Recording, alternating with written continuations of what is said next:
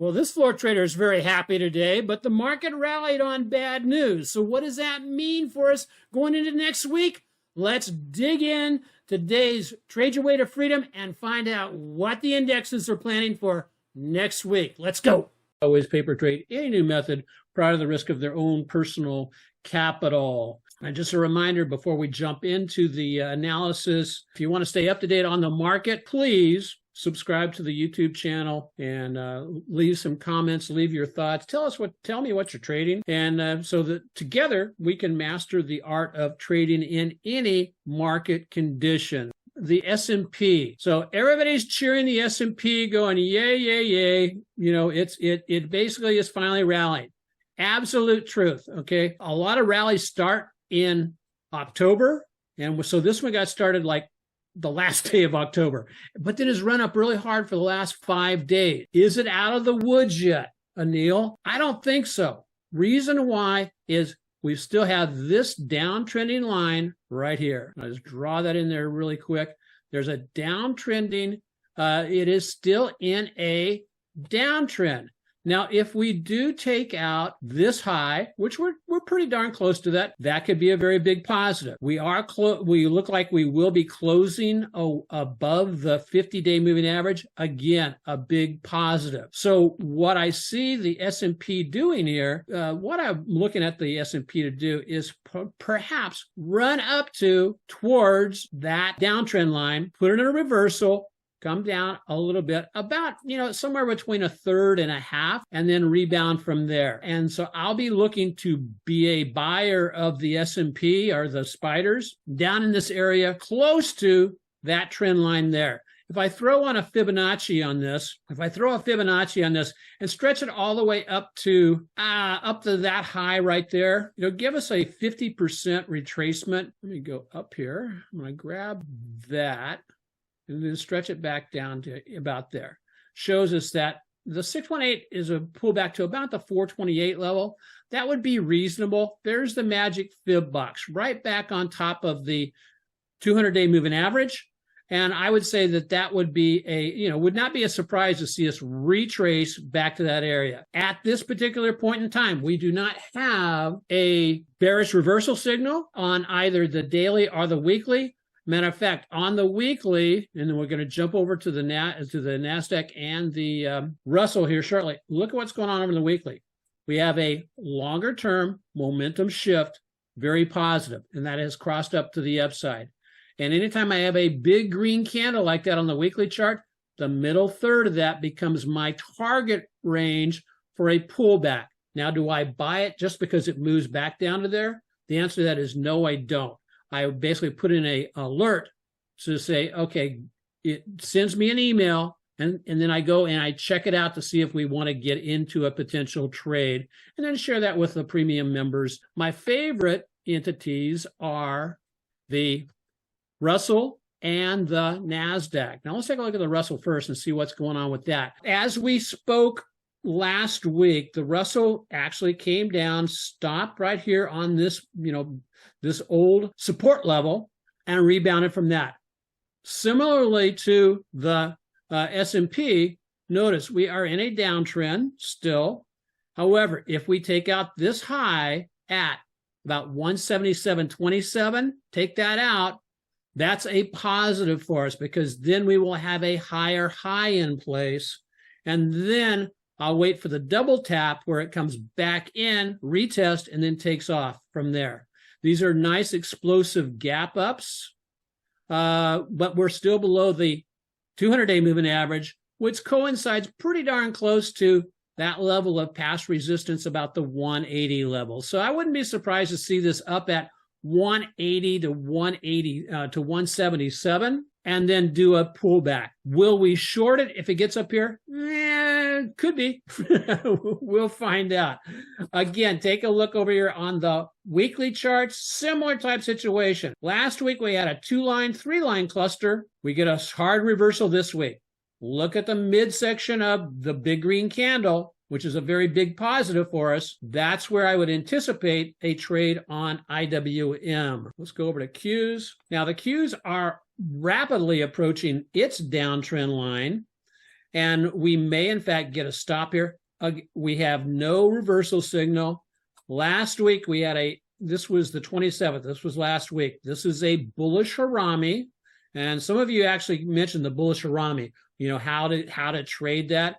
And this is a perfect example of a really, good bullish harami. What makes it a good bullish harami is that basically it came down, put the candlestick reversal signal in, and then made its reversal back up to the upside almost immediate. Pulled back in, retested the midsection of the big red candle. I want to just communicate with folks, the midsection of these big, either green or red candles, those turn out many times to be your strongest level of either support or resistance. But look what else was going on here. We had a 2-line cluster here, 3-line cluster there, followed with a 3-line cluster on Friday. And then what happened within the next couple of days, we reversed and ran back up. So TQQ, I'll be looking for what's it going to do when it actually hits this downtrend line right here. Is it going to stall, or is it going to, stall out, or is it going to drop back down and rebound? I like the rebound opportunities on this, basically off of the 8 and the 20. And if it continues on the current path that it's on, let me show you a little trick here. Just draw this out in parallel to it.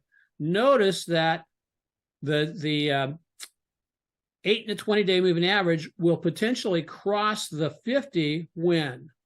Right there on the 8th of November, the 8th of November. So, Anil, that's what I've got going on with the indexes. Has your triple screen switched to a buy signal? Not yet.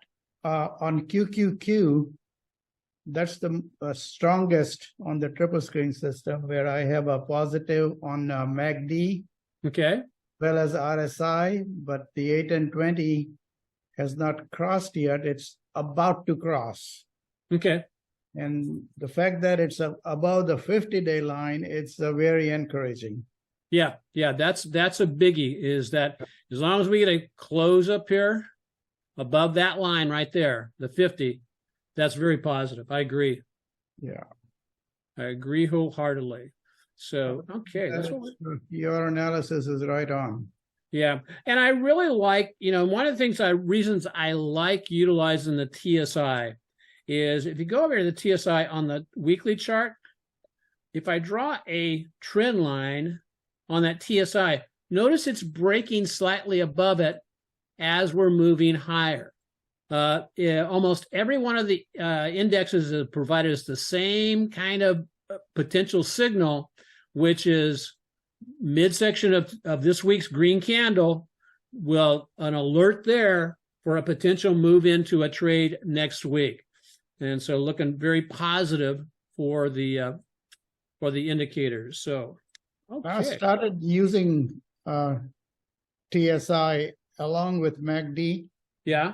And you are right, the TSI signal is always a little bit ahead of MACD. Yeah. Now, are you using the 883? Yes. Okay. Yeah, a lot of people ask about why I use the 883. Well, basically, the bottom line is when I first got turned on to the TSI, it was the standard out-of-the-box TSI. I look at time periods, 14 days, 28 days, all that kind of stuff. And so that's what brought me down to, if I adjust this and I did the back testing on that kind of stuff, and I go, holy moly, this is, especially from the lower level up, it's uncanny in its ability to show where to take price at, where things could go. So excellent. Let's go ahead and jump over to just a real quick. Here's where we're sitting as of, only had a couple of positions on this week. And so, but I'm really pleased with, we're catching up with the 40% that I try to do on a yearly basis.